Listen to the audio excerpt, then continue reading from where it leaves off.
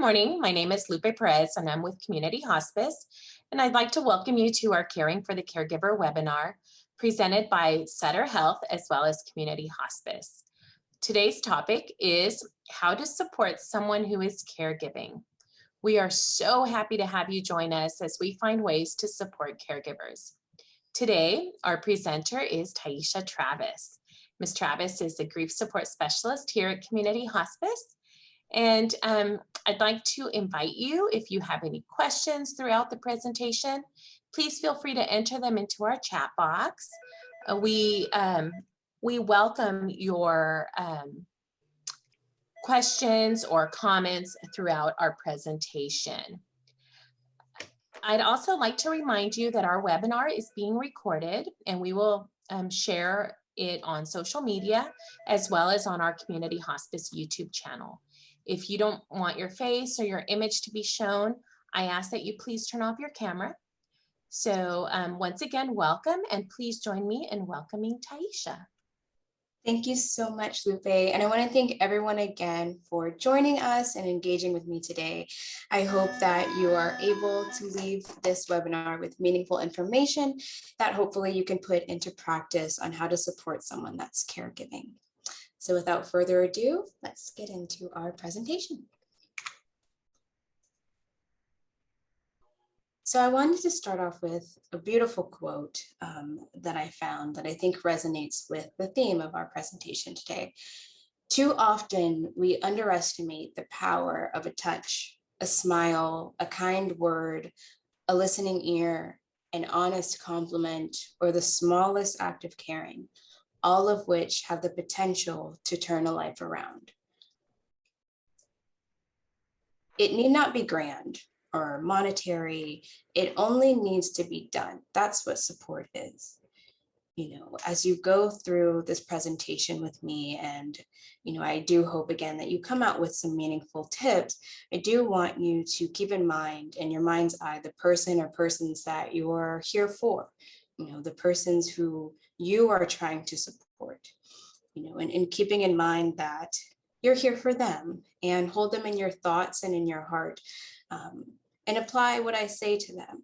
You know, it doesn't have to be anything, you know, again, life altering or life changing. It can change a day, it can change your mood, you know, just the smallest thing. So bearing that in mind as we go through.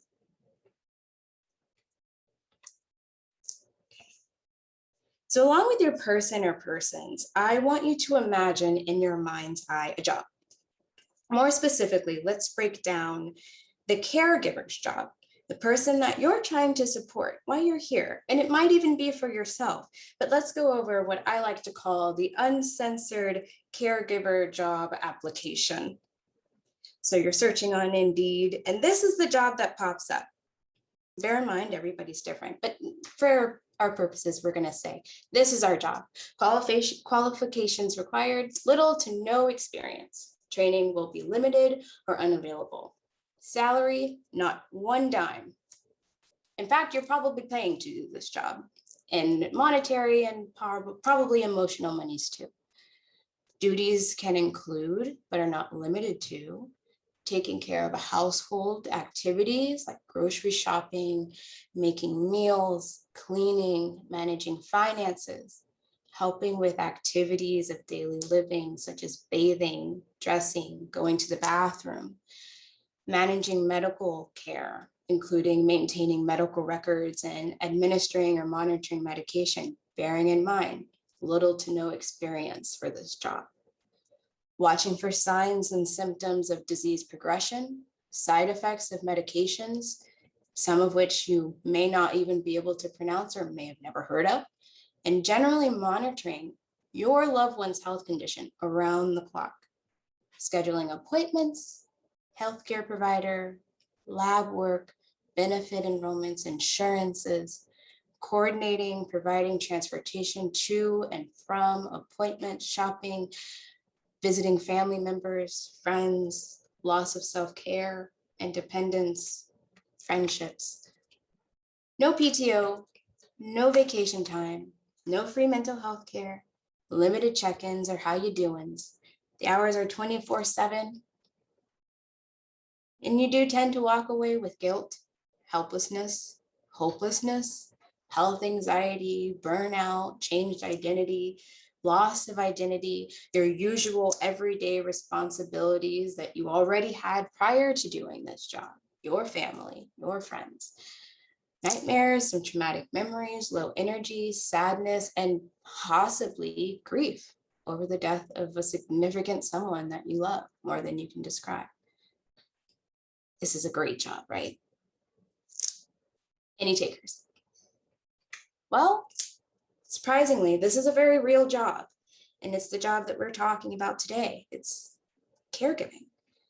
In the United States alone, approximately 80% of long-term care for the elderly and disabled is done in the home by a family member or a close friend. And it's estimated that over 44 million people in the US serve as unpaid caregivers. That's that $0 salary we were talking about. And the value of that unpaid care is estimated at about 375 billion a year, which I believe since this has been out has gone up to 470. Right? So even though this does not sound like the ideal job and you really don't want it, we still end up having so many people who do have to do it, whether it's your job, whether it's something that just happened to you. That's what caregiving is. I need some help, but I need you to offer it. Sometimes I feel really guilty about soliciting assistance, but I desperately need some. Would you mind offering? That might be easier for me to accept your help. I wanted to include this quote because so many times we assume that if someone needs help, they'll just ask, right? Well, if that's really hard for you, you just ask your friend or your family. More often than not, many caregivers won't ask, right? They won't reach out. And even though they may be feeling this, they won't say it out loud. And so when we go through and we talk about support, don't wait for them to ask. If you see, or if you just know, it must be so hard. Use some of these tips that we go through. Offer them up instead of waiting to see if they need you. Because believe me, your person might really need you. And again, that's why you're here. Maybe you've already identified that they need you and want to know how to help. And that's the best start. So I want to go over some not so helpful things that caregivers tend to get. Right? And again, bear in mind, everyone is different. These are just general things that I've noticed in my field of work that either my clients or my family friends have told me have been a little bit stressful. So some things like over-promising, right? Oh, want to help. Oh, I'll do this and I'll call you at this time and I'll come over and I'll drop by food and dinner, and we don't do it. Oops, couldn't get to that, right? It's wonderful to offer your help and your support and your guidance, but make sure to follow through, because making promises that you know you don't have the time, energy, ability to keep be really stressful, right? Making comparative or judgmental statements. Well, when my mom needed me as a caregiver, this is what I did. And this was really the best way. And this is how you give that medication, right? It's already really, really difficult, presumably, for them to go about caring for someone, right? Maybe this is their first time, right? Go back to that job application that they didn't really sign up for, but they're now doing. They were drafted, maybe. They already are struggling with knowing the right things to do, what's wrong, and it's not always the most helpful, even if it's well-meaning, to give your 2 cents, right? So that brings us to listening with the intent to solve. Not so helpful. Take a minute. Not listening, but listening with the intent to solve. You can't fix the problem, right? So often, we really try to be helpful by offering up solutions, but that can be really overwhelming. And it doesn't feel like you listened. It feels like you were preparing your defense for why they should do things the way that you would do things. That might not be so supportive to them. right? So if we just listen, tell me how your day is going. Tell me what was the most troubling. What was the good moment? That might be better. And we can sit with them and just listen, because we won't be able to take their problem away. We won't be able to change that maybe really big stressor that they're having with the insurance company, and we won't be able to take their caregiving role away from them. But we can listen. Telling horror stories. I don't know about you, but I have heard some pretty serious horror stories about nursing homes, and this nurse did that, and caregiving like this is so bad. And again, while that might seem helpful, it's really scary, right? Because remember, they don't know what's right, what's wrong. They have no idea a lot of the times what they're doing. Going back to our job application, no qualifications needed. You're just thrusted into this world. So they already don't know if they're doing the best. They are, but they don't know. And so when we go around and we tell them, oh, don't do that. Well, what if they've already done that? And now we've added guilt, more guilt, right? Maybe we stay away from those, or getting angry at them for their lack of emotional intelligence. Bear in mind that whomever you're here to support, how were their coping skills before, right? If you know them fairly well, and let's say they were the type of person who got hangry, right? Because they were the type of person who worked through all the lunches and they would get their work done. It's a maladaptive coping skill, of course, but it's how they cope. So imagine that, but for this. So what they were already using, they're still using. So they might not have the tact or emotional intelligence to read you or understand what you need back. And sometimes we want to give them grace and space for that, because we can't expect them to all of a sudden develop these amazing, healthy coping skills out of nowhere. If this is how they were already coping before this really huge task of trying to take care of another's life for the very first time, possibly, imagine that that same coping skill is being used tenfold. Empathy. And then inadvertently validating their guilt. Oh yeah, I would have never done that. Oops, right? Again, can be the most well-meaning. They're already having guilt. Right? And so what do we say? I've pretty much taken maybe a lot of what would be considered helpful out, right? We haven't seen you in such a long time. Why don't you get out more? You look really tired. Are you making sure to take care of yourself? Caregiving seems like a burden. You shouldn't have to sacrifice your life for your mom, your patient, your dad, whomever. You need to get a real life. Why don't you just put your person in a nursing home? It would be better for everyone. Let's not talk about caregiving. Let's talk about something happy and fun. You must be so relieved that it's over. When are you going to get over it and move on? Why do you visit your dad so much when he doesn't even know who you are? And isn't this your job? I've heard these things being said. I know. Or these are real caregivers who have had these things been said to them. And again, it could be the most well-meaning, especially, why don't you get out more? And you look really tired, but they already know, right? We never want to, again, imply guilt, right? Why don't you put them in a nursing home? Implies that they're not doing their best sometimes, right? And then they can be self-criticizing, right? Or let's not talk about caregiving. Well, that's their life experience right now.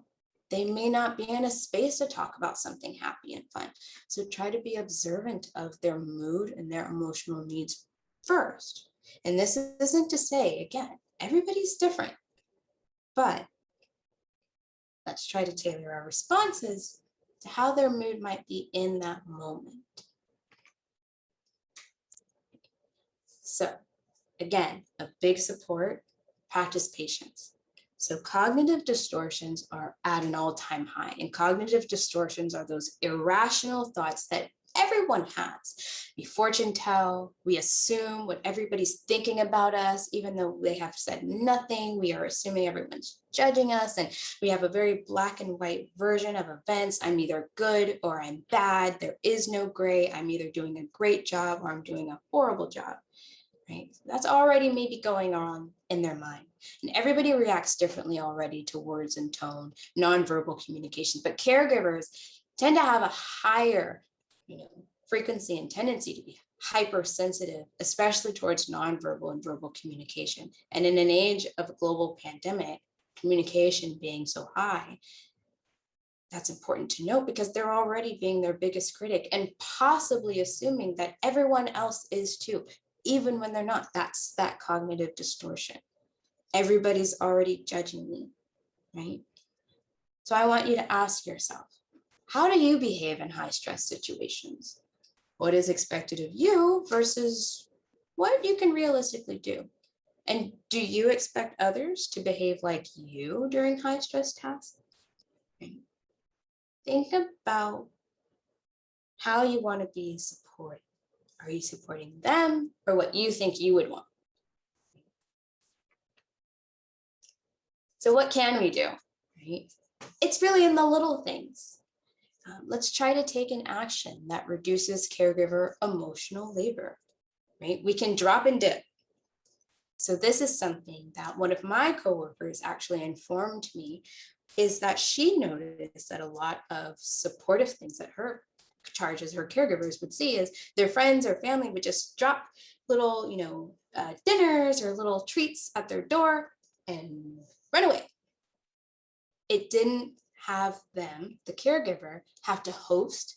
It didn't have them have to be gracious and, oh, come in. And even though maybe they're judging, the house looks a mess and my person is just sleeping, and right, it was just, hey, here's this thing, I'm thinking about you, and go. And they didn't have to ask. Try not to force them into decision making for simple things. Remember, back to our job, they're already having to make some really serious decisions. And something like, where do you want to eat, might be exhausting for them to answer. You might not understand that, but they might just feel like, I can't ask, I can't make one more decision. So instead, just tell them, I'm going to get Chinese. Boop. How much emotional energy do you have? And then do something that matches it. So this goes back to overpromising, right? Keep in mind your own emotional monies.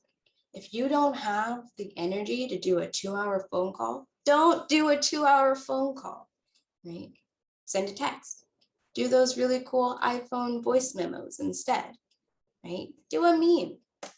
Do something that matches the energy that you actually have to give so that you're finding that it's good for you to give that support and you're not being in that high risk category of compassion fatigue. Something is better than nothing. So I don't want to discourage you from doing anything. I know it seems like there's so much that I can and can't, but remember, everyone's different. These are just some helpful tips, but always something is better than nothing. Even if it's a touch, a smile, as our quote had previously said. And remember, you can't fix their primary issues, problems, stressors. We can't always do that. Sometimes maybe, not all the time. Remember, for many, this is life and death. So give them space and grace. Offer the gift of your time when you can. Try to give them space when they tell you. Don't exclude them. And this is a big one because they can't or may not be in a position to go and hang out. And even if they have their vaccine, let's come over. We never see you. We just had a pandemic. But they may say no a lot more than they say yes. But even after, keep including them. Keep thinking of them. Keep sending texts. Keep saying, hey, have you seen this movie?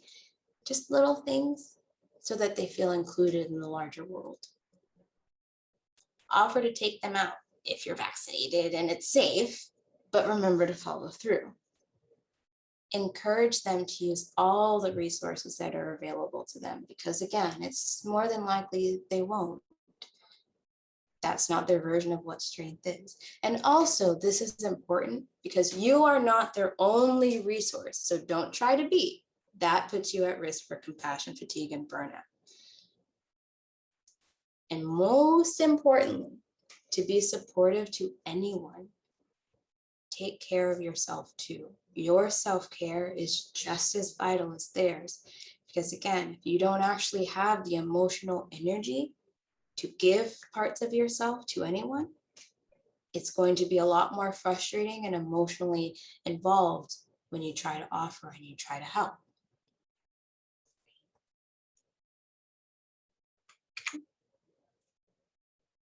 So I have included some resources, not just for caregivers, but for those who are wanting to support caregivers. And a lot of these are wonderful resources that I highly, highly, highly suggest that you check on them if you have not heard of them, especially the support groups, the Friends Are Good Medicine.